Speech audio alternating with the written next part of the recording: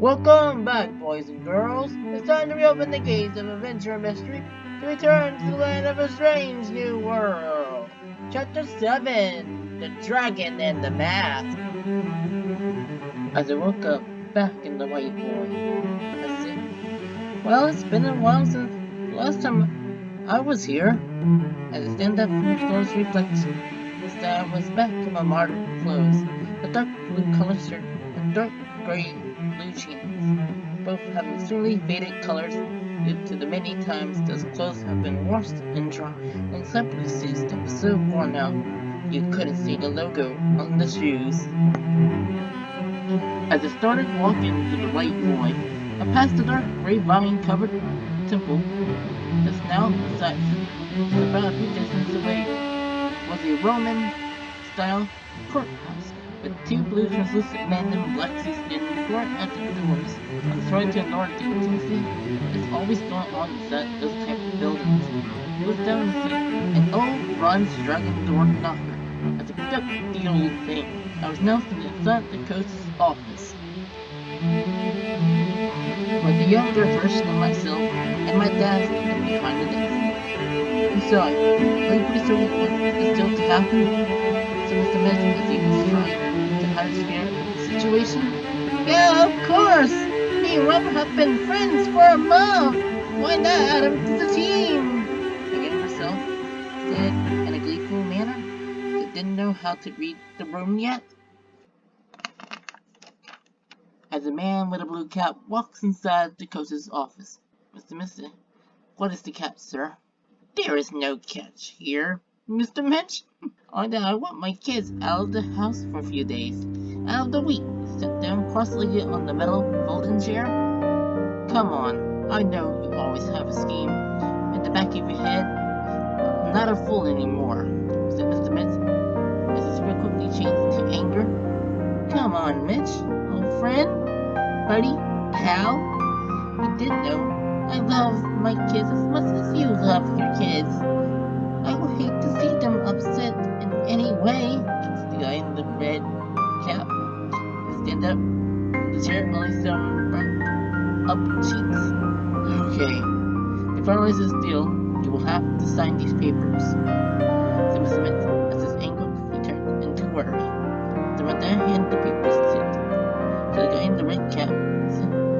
It's a pleasure to be doing business together once more. As he stepped out of the room, the coach's office faded back into the right room. I was still in Robert's manor, covered in vines as the bronze dragon door knocker turned into rust.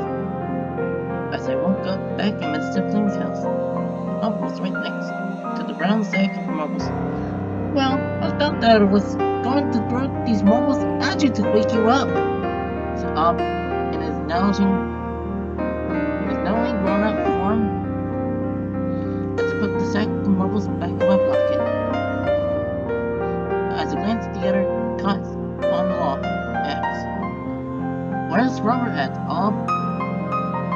Well, he's talking to Miss Stifling. He's right below us, said Ob as he grabbed one and the blanket and jumped out the window. As I made my own way down, overheard Robert say, Miss Stifling, there is something other than a map in the desert. What are you guys even talking about? I asked as I walked into the conversation.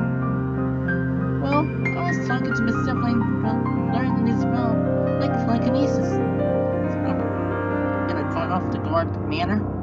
He looked out of his chair. Well, maybe. Let's try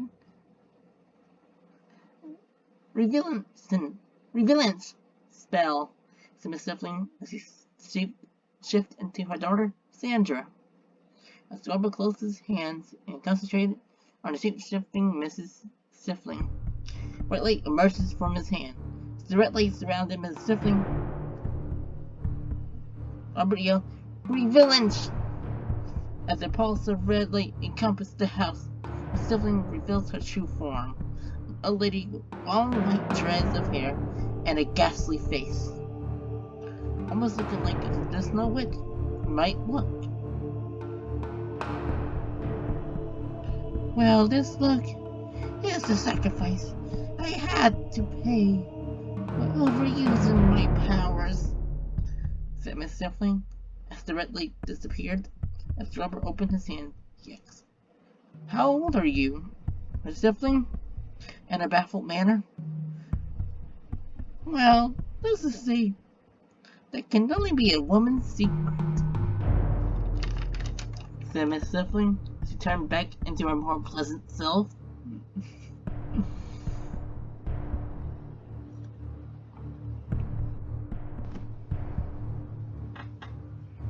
As we strolled out of the house and into the early morning soak of the street, completely vanished from sight. Had no clue where he had ran off to. So me and Robert decided to Mender, who was still bustling kingdom that was no longer ruled by a king, but instead by a group of elders. As the wonder besets the change happening so quickly inside this kingdom, the three kids, Fu, Dielo, and Normus, was playing with an ice ball. "Kids, your mother Aqua has dinner done," said an older man with an intense flame in his eye. "Come on, Dad. Can me and Normus play with our friend a little bit longer?" said Fu in a begging manner as the ice ball shattered on the ground. "No, I don't want you kids to be taken away by some mysterious creature of the night," said the now flaming Dad in a reprehended voice. "Well, Miss Ignis does have a point of view," said Normus with a frightened expression. "Well, brother, maybe. You might be right," said Fu as the overburnt flame diminished.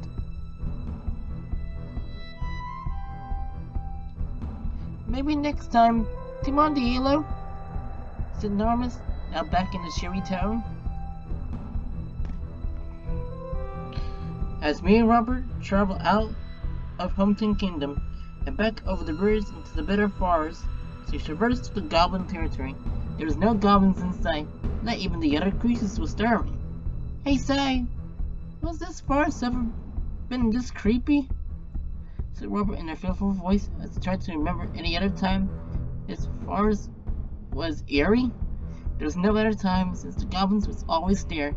Even when I tried to get rid of them, they were always still there. "No, not at all," as we paused at a carved staircase going to the top of Dragon's Edge. As we made our ascent to Dragon's Edge, the Dragonless Temple was now clearly seeable in the distance. As me and Robert sprinted inside the temple, all the statues were still in the same place and never been touched by a single soul in 1,000 years. The grand entrance room had the silver, gold, and bronze statues all glaring at us. As we pushed the heavy doors open and stepped inside the place where the survivor's sword was once laid on the head of a dragon's skull. We drifted closer to the seemingly massive dragon. The statues of the forest falcon, ice spider, and baby dragon stared at me, while the other three statues, the goblin, troll, and dwarf, all eyeballed Robert as he remained still. Only the ancient fairy eyed straight up. As I unsheathed the sword, I jabbed it through the dragon's head. As the sword glowed blue, the translucent figure of Valder appeared in a white robe. "Well, when ditto, a pleasure to talk to you, Silas," said Valder in a calm and collected fashion. "Valdor, can you even tell me what in the world happened in Mythaville since I left?" asked with a straight face. As the white fog bank surrounded me and Valder, he said, "So you want to know the story of the twin princes? Well, Ivius and Marvelous was loving brothers that were so thick that not even a saw-tailed wolf can tear them apart," said Valder, as the white fog showed two young boys chasing after a baby wolf with a razor-sharp tail out the castle. But on one fateful day, the castle was burnt to the ground. The Black Thorns Rebellion rose to power, and the two heirs disappeared.